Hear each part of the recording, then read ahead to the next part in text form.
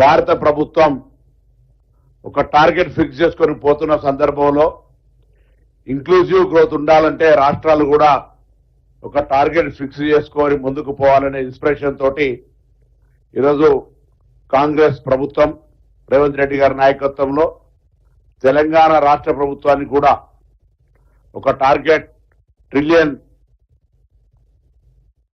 దానికి సంబంధించిన టార్గెట్ ను ఫిక్స్ చేసుకొని ముందుకు పోవాలి అనేటువంటి ఒక ఆలోచనతోటి విజన్ డాక్యుమెంట్ రోజు తయారు చేసాం. దాన్ని డిసెంబర్ 9 నుండి అమలు చేసి ముందుకు తీసుకుపోయే ప్రయత్నం చేస్తాం. ఇందుకు సంబంధించి కొంత ఇండస్ట్రియల్ సైడ్ కానీ ఎకనామిక్స్ సంబంధించినటువంటి ఇష్యూస్ లో ఉన్నటువంటి అనుభవజ్ఞులను కానీ ఇతరత్ర అందరూ కూడా ఇందులో సలహా మండలి ఏర్పాటు చేసుకొని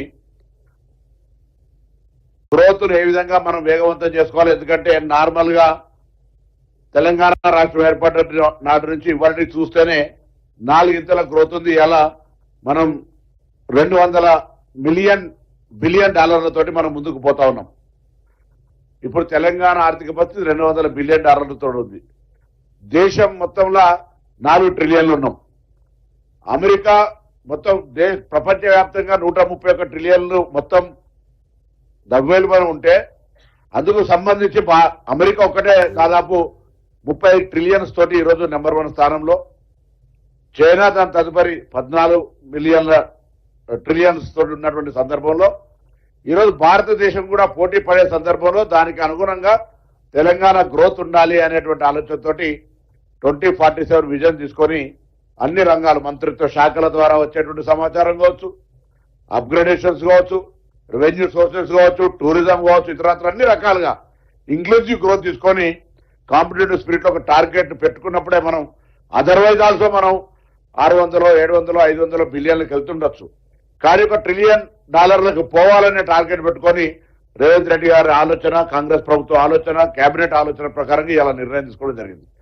అదేవిధంగా ఈరోజు తెలంగాణ ప్రభుత్వం ముందు నుంచి కూడా విద్యకు సంబంధించి ఒక ప్రత్యేకమైన ప్రాధాన్యత ఇస్తా ఉంది. గత విద్యా సంవత్సరం ప్రారంభక ముందు అమ్మ ఆదర్శ పాఠశాలల పేరు మీద విద్యా వ్యవస్థను మారుస్తూ ఇన్ఫ్రాస్ట్రక్చర్ క్రియేట్ చేస్తూ ఉద్యోగస్తుల టీచర్ల బదిలీలు చేస్తూ ప్రమోషన్లు ఇచ్చు కొత్త నియామకాలు చేపట్టే కార్యక్రమంతో పాటుగా అనేకమైనటువంటి కార్యక్రమాలు ఒక గురుకులాల వైపు వాళ్ళకు సంబంధించినటువంటి బెడ్ ఛార్జీలను పెంచడం కావచ్చు, కాస్మెటిక్ కావచ్చు. ఇవాళ మరొకసారి తెలంగాణ విద్యా రంగానికి సంబంధించి గతంలోనే జీవో ఇచ్చినప్పటికీ ఈ విద్యా సంవత్సరంలోనే మహబూబ్ నగర్ లో బాసరా త్రిపుల్ సపున ప్రతి విద్యా సంవత్సరం 180 చొప్పున 6 సంవత్సరాలకు 1080 మందిని అడ్మిషన్ తీసుకోవడానికి ఇలా కేబినెట్ ఆమోదించింది.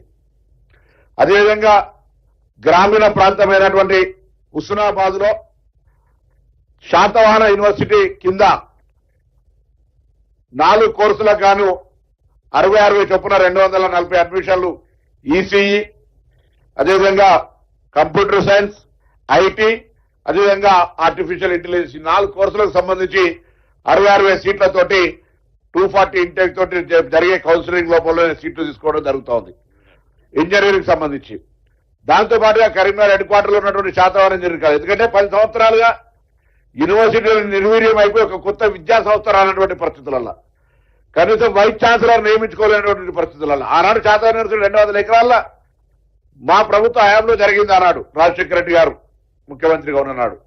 దాని తర్వాత ఒక్క వైస్ ఛాన్సలర్ కూడా వేసుకునే పరిస్థితి లేక, ఇన్ఫ్రాస్ట్రక్చర్ క్లియర్ వేసుకునే పరిస్థితి లేకపోతే ఇలా మళ్ళీ 10 సంవత్సరాల తర్వాత ఒక గ్రోత్ చూపెట్టే విధంగా 60 చొప్పున 2 క్లాసులకు ఎల్ఎల్బి అడ్మిషన్లు ప్రభుత్వం తరఫున శాతవాహన యూనివర్సిటీ లా కాలేజ్, అదేవిధంగా 60 సీట్ల ఎల్ఎం చొప్పున తీసుకోవడానికి ఇలా ప్రభుత్వం కేబినెట్ ఆమోదించింది.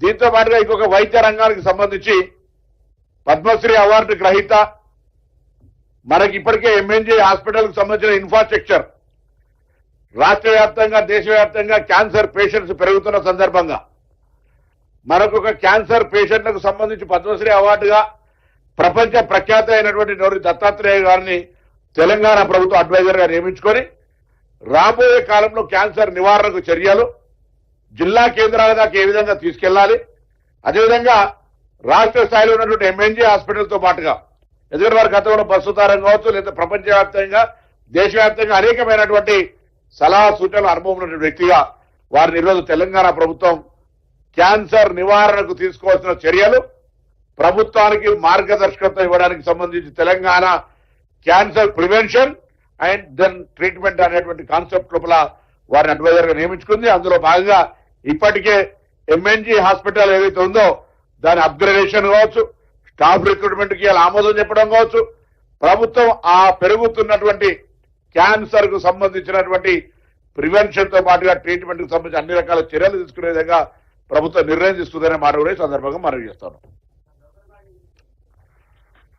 ఈ రోజే కోర్టు హియరింగ్ అయిపోయి రిజర్వ్ చేసింది కాబట్టి ఆ అంశం యొక్క ప్రస్తావన చేయలేదు. కోర్టు తీర్పు ప్రకారంగా కార్యక్రమం కొనసాగుతుంది.